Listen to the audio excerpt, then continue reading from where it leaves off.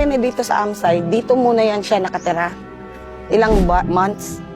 Kasama ng ibang varsity. Diyan siya pinatira ni Teacher Chof. Yung Ito ba OSA ito? namin, oo. Bali, hinati sila. May 4 dyan na nakatira. Meron din doon sa may Dorm. gym. Okay. So ito yung kwarto niya dati. Yan, Diyan, bahay niya. dyan talaga. Yung nasa video dati na nagkukulitan sila, dyan yun. Saan ang kwarto niya? Itong kaliwa? Eto, Ah, nice. madami sila dyan. Dorm, ni Rene.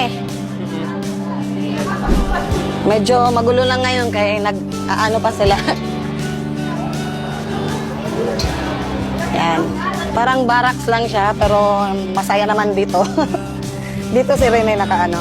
Ah, ito Ito yung yung kama corner. niya. Wow. Oo nga, no? Matangkad kasi siya eh, oh.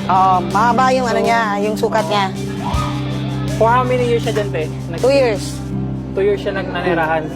So, ano lang siya, di siya ganun kaganda pero madaming happy memories, Happy memories, oo. ang dorm namin. Tapos, te, may nabasa ako sa likod ng damit mo. Just a kid with a big dream. Bakit ganyan yung suot mo ngayon, te? Let go ko na po si Rene ngayon. Para masaya na siya pumunta kay Lord.